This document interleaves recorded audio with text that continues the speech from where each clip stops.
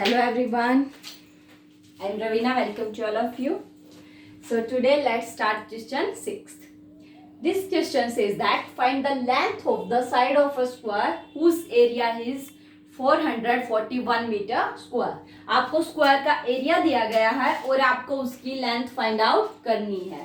अब आपको पता है एरिया क्या होता है, साइड स्क्वायर. अगर साइड फाइंड आउट करनी है मीन्स एरिया का स्क्वायर रूट.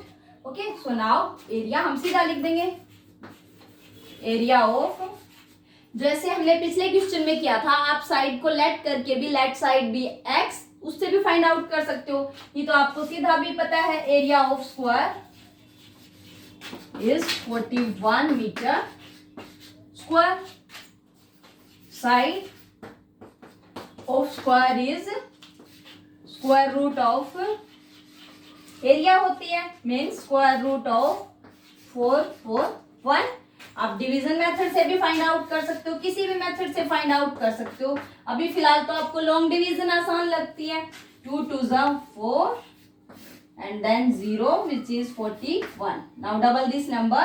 2 2 4. अब आपको देख रहा है 1 1 which is 41.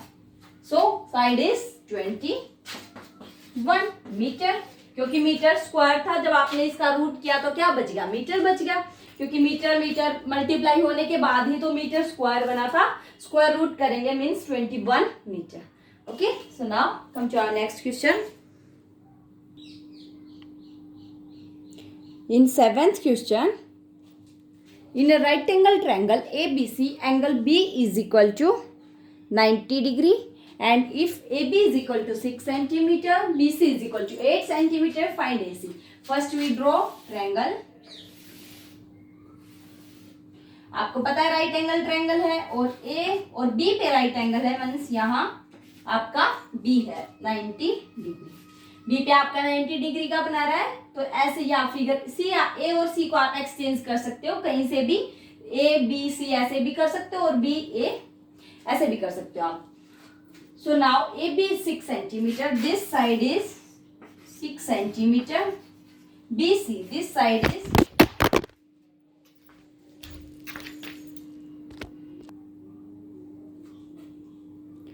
so this side AC we can find out this. हमें ये वाली साइड 8 सेंटीमीटर है और ये हमें फाइंड आउट करनी है. Okay, this AC, let this is B X. मान लेते हैं let AC is equal to X centimetre.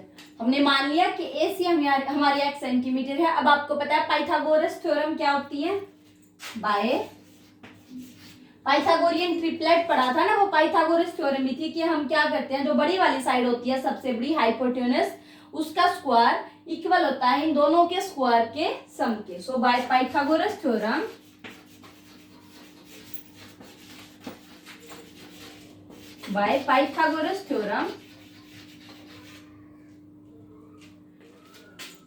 AC square, AC आपका हाइपोटेन्यूस है, 90 के जो सामने होता है एग्जैक्टली वो सबसे बड़ी होती है और उसको क्या बोलते हैं हम, हाइपोटेन्यूस. तो उसका स्क्वायर आपका इक्वल होता है बेस का स्क्वायर. ये आपका बेस है जो नीचे है और ये आपकी हाइट है. लेकिन ये दोनों एक्सचेंज भी हो सकते हैं, क्योंकि अगर ये ट्रायंगल आप ऐसे बनाते, इसको C और इसको A मानते, तो आपका AB क्या हो जाता, बेस हो जाता. क्योंकि आप ऐसे भी तो करके देख सकते हो, इसको ऐसे करके पलट भी सकते हो, तो आपकी हाइट और बेस तो आपके एक्सचेंज हो जाएंगे. कोई दिक्कत नहीं है क्योंकि सम है, सम आपका एडिटिव होता है.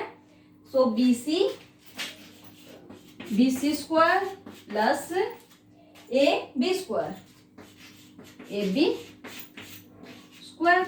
अब आपको पता है BC कितना है, 8 सेंटीमीटर, मतलब 8 का स्क्वायर. AB 6 स्क्वायर और ये AC आप x स्क्वायर लिख भी सकते हो, नहीं तो आप नहीं लेट करते तो भी सीधा AC का AC आप रख सकते थे, बल्कि AC ही रख लो आप इसको, AC स्क्वायर. Now 8 square 64 plus 6 square 36 which is equal to 100. Now AC square is 100. अब आपको पता है किसी नंबर का स्क्वायर अगर 100 है तो वो नंबर क्या होगा, उसका square root. Means AC is equal to square root of 100 which is 10 centimetre. आपकी एसी कितनी आ गई 10 सेंटीमीटर। ऐसे भी आपको 8 और 6 दो मेंबर दिए थे, तो आप पाइथागोरियन ट्रिपलेट की हेल्प से third member easily find out कर सकते हो। Okay, so now come to our next part. In the B part आपके पास कुछ साइड दी हैं, कुछ नहीं दी हैं। उसमें आप ऐसे सेम उसको एक को पास में रख लोगे, दूसरी को आप सोल्व कर दोगे। So in this part same triangle ABC exactly आपके पास A, B एंड C। अभी इसमें क्या दिया हुआ आपके पास, AC आपको 13 सेंटीमीटर गिवन है एंड BC गिवन है आपको 5 सेंटीमीटर और AB फाइंड आउट करनी है। तो हम क्या करेंगे, AB को सेम रख, जिनकी आपको वैल्यू चाहिए वो आप सेम रख लो। वैल्यू किसकी, AC की वैल्यू कितनी है 13 स्क्वायर, BC की वैल्यू 5 स्क्वायर प्लस AB आपको नहीं पता तो इसे आप एज इट इज रखिए। Now 13 square is 169, 5 square is 25 plus AB। अब आपको पता है लीनियर इक्वेशन आपने सॉल्व की है। अब आप इसको क्या कर दीजिए, इधर ट्रांसपोज कर दीजिए। AB को इधर रख लेंगे, AB square is equal to 169 minus 20। आपने इसको बस ट्रांसपोज किया है और लेफ्ट और राइट को एक्सचेंज कर दिया। So 169 minus 25 is 9 minus 5 4 and 6 minus 2 4 and 144।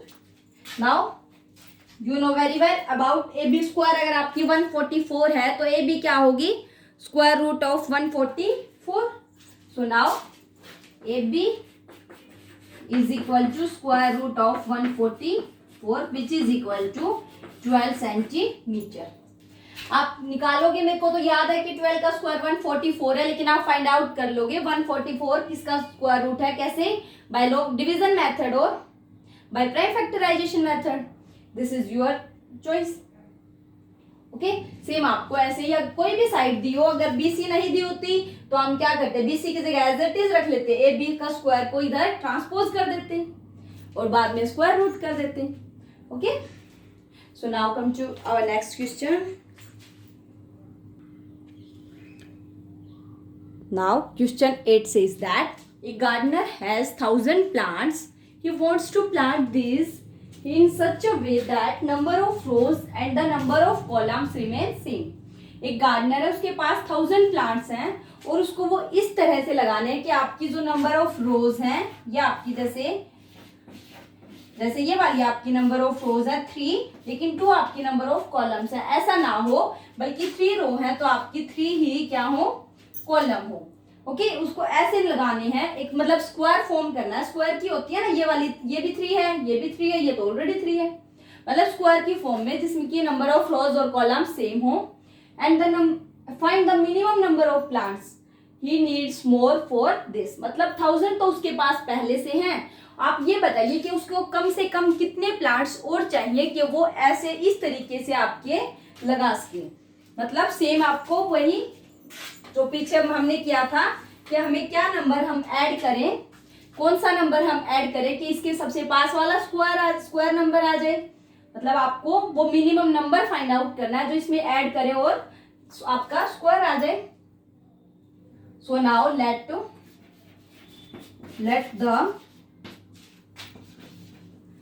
The number of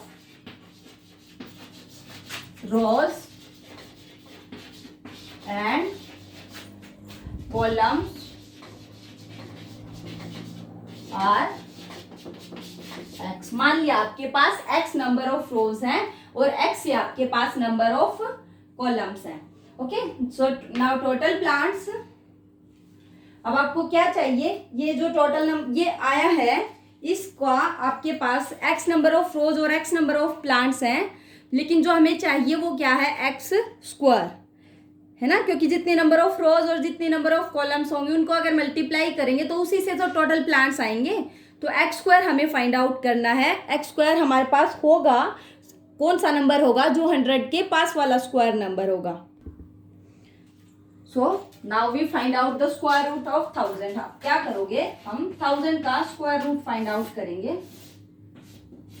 3 3s are 9. Now 1, this pair is here and double this number. Okay. Now 62 तो आपका ज्यादा हो जाएगा तो 61.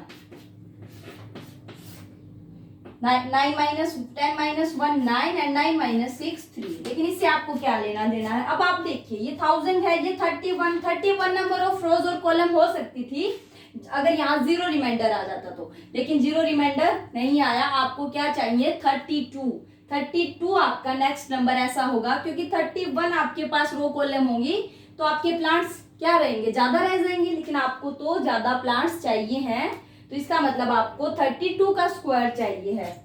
नाउ 32 का स्क्वायर माइनस 1000 बिकॉज आपको 32 का स्क्वायर आपका नेक्स्ट नंबर है, वही बताएगा आपको कि आपको कितने 1000 से एक्स्ट्रा चाहिए. 32 का स्क्वायर कितना बनेगा, निकालो 32 का स्क्वायर. 30 प्लस 2 का स्क्वायर, 30 प्लस 2 का स्क्वायर. आप सीधा मल्टीप्लाई भी कर सकते हो लेकिन आपको ऐसे फाइंड आउट करना इजीली रहता है. प्लस 4 प्लस 2 2 जा 4 4 3 जा 120. 4 and 2 1024 minus 1000 which is equal to 24. Okay, सो आपके पास एक्स्ट्रा प्लांट्स क्या हैं, कितने चाहिए आपको एक्स्ट्रा प्लांट्स ही. अब आप बिल्कुल इसमें लिखेंगे he needs 24 plants more than 1000. उसको कितने 24 प्लांट्स एक्स्ट्रा चाहिए, किससे 1000 प्लांट्स से, जिससे वो ऐसा कर सके. ये लाइन लिखने की भी आपको जरूरत नहीं है कि आपके पास नंबर, अगर इसने, मैं सोच रही थी कि इसने वो भी पूछा होगा कि आपकी कितनी नंबर ऑफ रोज और कॉलम्स चाहिए. अब आप बताइए कितनी नंबर ऑफ रोज होंगी उसके पास और कितनी नंबर ऑफ कॉलम्स होंगी 32. ओके, क्योंकि आपके पास, आपको पता है आपके पास टोटल 1024 प्लांट्स होंगे तभी आपकी 32 रो और 32 कॉलम्स बनेंगी. Okay, so now come to our next question, next and last. So question 9 says that there are 500 children in a school. किसी स्कूल में 500 children हैं. For a PT drill, they have to stand in such a manner that the number of rows is equal to the number of columns. Now, how many children would be left out in this arrangement? क्या है आपके पास question ये same है जैसे आपने 5th और 4th question निकाले थे सेम, लेकिन आपको स्टेटमेंट इसीलिए दी गई है ताकि आप स्टेटमेंट पढ़ के यह समझ पाए कि एक्चुअल में हमें क्या निकालना है और कैसे लिखा हुआ होगा. ये कह रहा है कि किसी स्कूल में 500 चिल्ड्रंस हैं और आपको पीटी ड्रिल के लिए ऐसे बच्चों को स्टैंड करना है कि उसकी नंबर ऑफ रोज और कॉलम्स क्या हो सेम. प्रीवियस क्वेश्चन में हम एक्स्ट्रा पौधे ला सकते थे लेकिन यहाँ तो एक्स्ट्रा बच्चे कैसे लेके आएंगे पीटी करवाने के लिए, वो तो आपके पास ऑलरेडी हैं. आपको उन्हीं को खड़े करना है, नंबर ऑफ रोज और नंबर ऑफ कॉलम्स इक्वल हो जाए इस तरह से. लेकिन वो तो हो नहीं सकता क्योंकि ये परफेक्ट स्क्वायर नहीं है. लेकिन क्या कह रहा है, लेकिन अब खड़े भी ऐसे ही करने हैं और बच्चे भी इतने ही हैं तो कुछ बच्चे ऐसे होंगे ना जो इसमें खड़े नहीं हो पाएंगे. तो हमें वो बच्चे बताने हैं जो इस अरेंजमेंट में खड़े नहीं हो पाएंगे, जो बच जाएंगे. मतलब आपको वो नंबर सब्ट्रैक्ट करना है, ऐसा नंबर बताना है जो इसमें से हम हटा दे तो आपके पास क्या आ जाए, एक perfect square. Okay, so now let's do it. कैसे निकालना था आपको, 2 2 जा 4 एंड दिस 1 दिस 0 0 4. नाउ 3 तो आपका ज्यादा हो जाएगा 12 2, ठीक है. 2 2 जार 4 2 4 जार 8, कितना आया 16. अगर हमारे पास 16 चिल्ड्रंस और होते तो हमारी अरेंजमेंट कंप्लीट हो जाती, लेकिन यहाँ तो 16 आपका एक्स्ट्रा है. मतलब आपके 16 बच्चे ऐसे हैं जो इस अरेंजमेंट में नहीं खड़े हो पाएंगे. ओके, सो नाउ आपको बताना है क्या होगा, हाउ मैनी कर देंगे आप. 16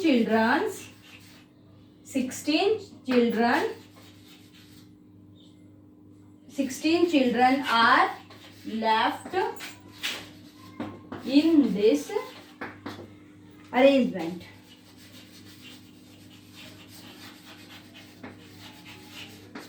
इस अरेंजमेंट आपका आंसर तो सेम लिखना है, लेकिन वो इस लैंग्वेज में बताना है जिस लैंग्वेज में क्वेश्चनर ने आपसे पूछा है। क्या आप वो चिल्ड्रंस बताइए जो इस अरेंजमेंट में नहीं खड़े हो पाए। तो 16 चिल्ड्रंस ऐसे हैं, अगर 16 माइनस हो जाता तो क्या आता 484, जो आपका 22 का कंप्लीट स्क्वायर बनता। लेकिन यहाँ तो रिमाइंडर बच गया, मतलब ये वाले स्टूडेंट्स ऐसे हैं जो इस अरेंजमेंट में खड़े नहीं हो पाएंगे।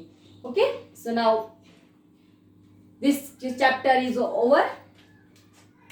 Let's revise this chapter and watch the introduction video again. Okay, have a nice day, all the best.